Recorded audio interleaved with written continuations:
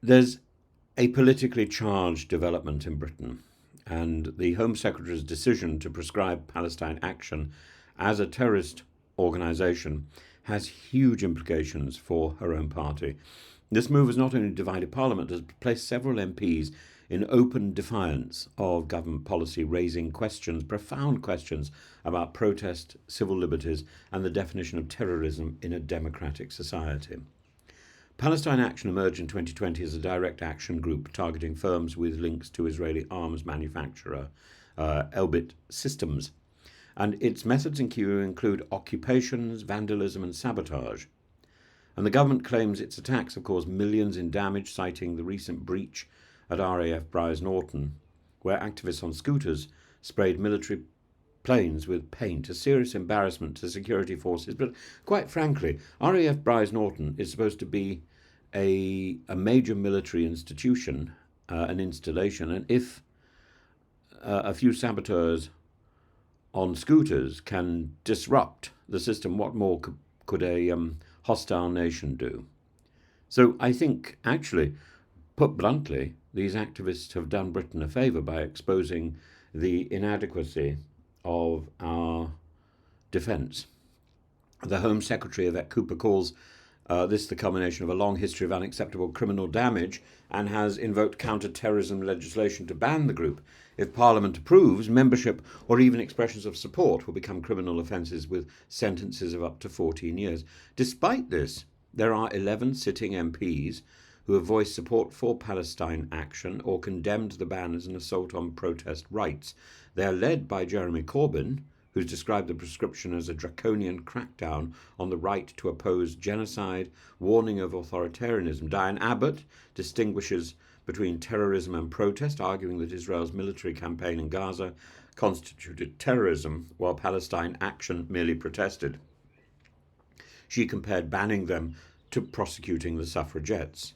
Zara Sultana, suspended from Labour, tweeted, "We are all Palestine Action," which after proscription would become a prosecutionable statement.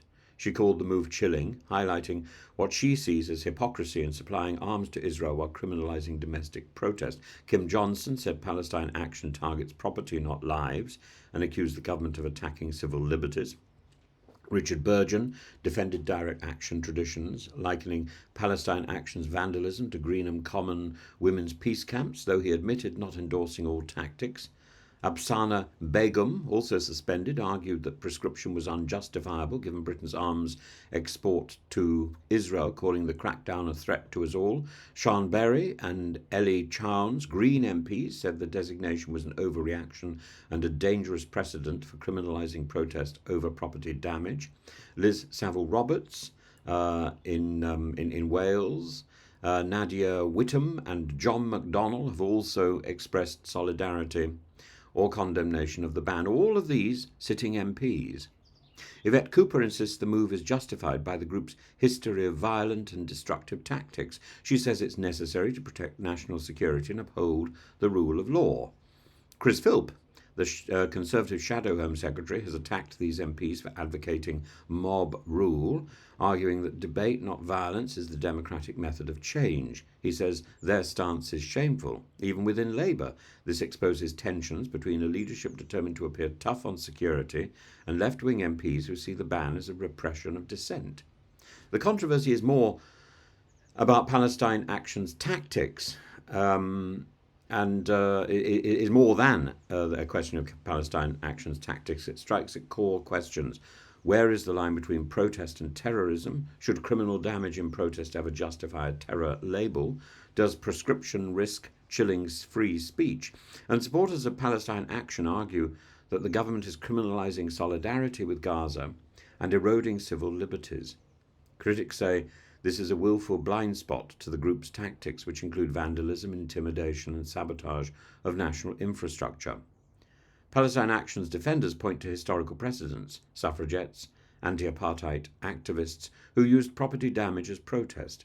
The government counters that this is false equivalence, given the group's escalation and willingness to breach security at military sites. But if they can breach security at military sites, that means the security isn't very good.